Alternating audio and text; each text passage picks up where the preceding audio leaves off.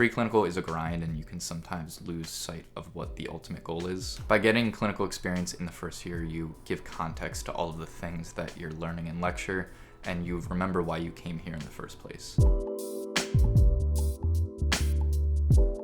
What is up, everyone? Welcome back to the channel. My name is Jordan and I'm a second year medical student in New Jersey. I'm nearing the end of my preclinical curriculum and I wanted to talk about one of the coolest parts of this phase of medical school, which is our longitudinal clinical preceptorship. This is something that a lot of schools do during the preclinical years to get their students some legitimate clinical experience. My school starts our program about 6 months into first year, right around when we're finishing our third block. We're paired up with 1 or 2 other students, and then we are assigned to a physician out in the community who we will work with for the next 8 or 9 months. Now, when we first heard about this program, a lot of us wondered if we would have any choice in the specialty that we were assigned to. We did have a preference survey, but my school made it very clear that it was not likely that everyone would get the specialty of their choice. Part of this is purely logistics. They have a limited amount of doctors in the program, and they don't have a bunch of every single specialty. However, the goal of the program isn't to get you experience in the field that you think you might be interested in. The whole point is to get us out in the real world and talking to patients. So really any specialty allows you to do that. I was placed with an internal medicine doctor who mostly does outpatient primary care. Even though I'm not necessarily interested in primary care, I thought that this specialty would be a good thing to have for the program,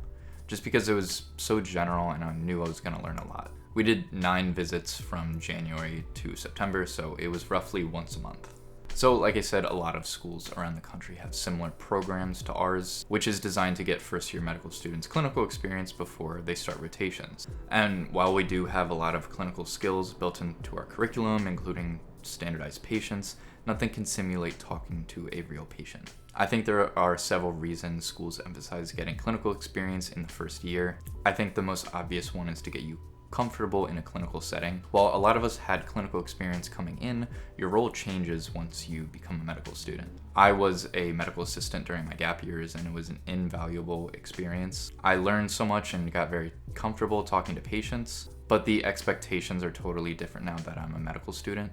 We're meant to be contributing members of the care team while learning to become a physician. So the main point of having a program like this is to show you what your role is as a medical student and get you comfortable before you even start clerkships. Another big reason for having a program like this, at least for me, is to show you what you're learning in lecture really does matter. Preclinical is a grind and you can sometimes lose sight of what the ultimate goal is. You're studying about diseases that you've never heard before and it's likely you're never gonna see in your whole career, which can be pretty isolating and discouraging when the reason we came here is to take care of patients. By getting clinical experience in the first year, you give context to all of the things that you're learning in lecture, and you remember why you came here in the first place. You see real patients with the diseases that you're learning about, which one, makes things stick easier, and it also just inspires you to keep going. So as I mentioned, I worked with an internal medicine doctor who did mostly primary care. I went in with an open mind and ended up enjoying the specialty a lot more than I thought I would. You have a lot of time to talk to patients and really get to know them.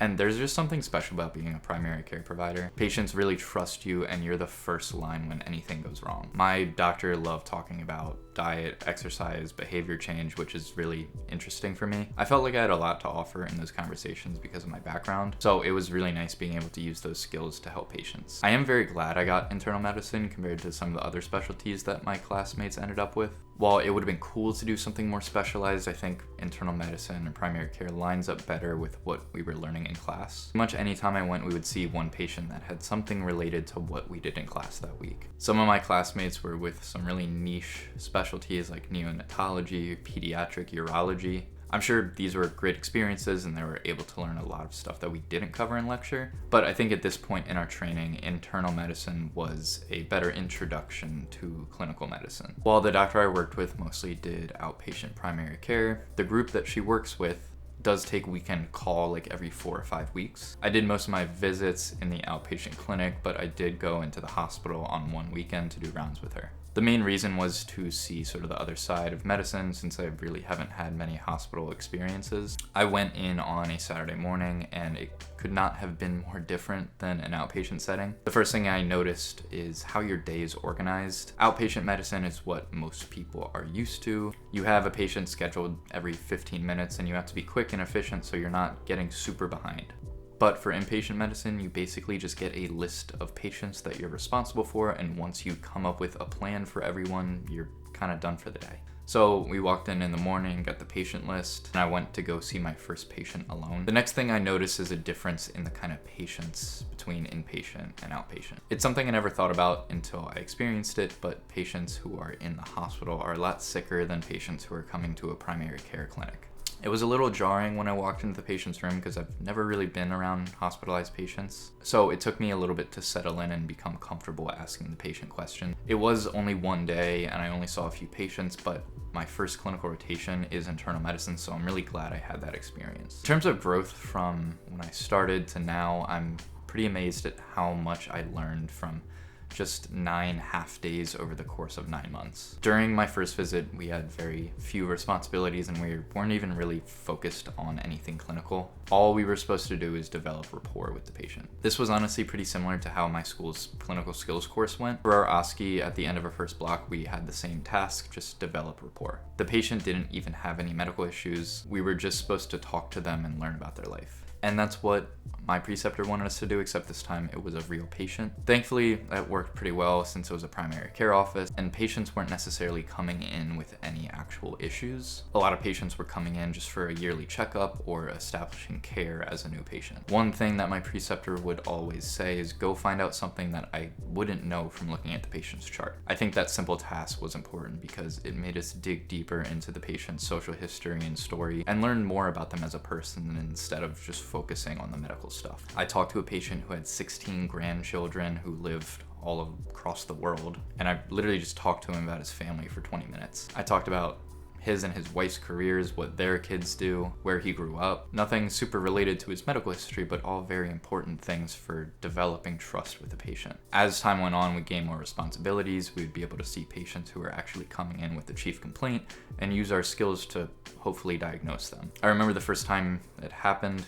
It was like my second or third visit. The patient said that they had a cold like a week ago, which they got over. They're pretty much feeling better, except they had a cough that they just could not shake. I asked more about that cold that she had, then looked in her nose and throat. Then I went and told my preceptor, thought it was just postnasal drip, especially because it was worse in the morning, and my preceptor agreed with me. It was something so basic, but it felt good to diagnose something on my own for the first time. By the end, I was administering vaccines, diagnosing people with orthostatic hypotension. I'm so grateful for the experience because it made me a lot more comfortable acting in the role of a medical student, and I think this is going to make the transition to clerkships a lot easier. So the final sort of takeaway from my LCP experience is how important mentorship is in medical school. Even though my preceptor isn't in the specialty that I think I'm interested in, she has already been a great mentor for me.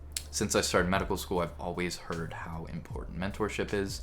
My school actually has a formal program for this that is starting up in a few months, where they match you with a doctor in the specialty that you think you want to go into. But that's not to say that you need to know what your specialty is before you get a mentor. Yes, once you're settled on something, you should probably get a mentor in that field because they're going to be able to help guide you through matching into that specialty. But having more than one mentor is always helpful. I think one of my favorite parts of this experience is learning all the non-medical things from my preceptor.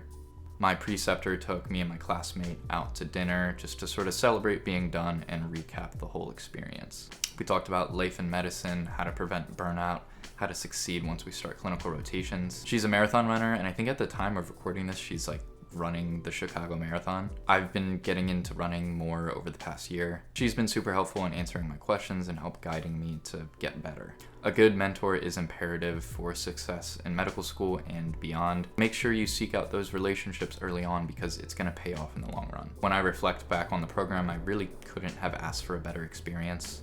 I know I got very lucky with my placement because some of my other classmates didn't get as much out of the program as I did. I'm a lot more comfortable in a clinical setting after this experience, and I know it's going to give me a jump start on my clinical rotations, especially because I start on internal medicine. Alright, well that is going to do it for today's video. If you enjoyed, please be sure to leave a like below and subscribe if you want to see videos like this in the future. Thanks, and I'll see you in the next one.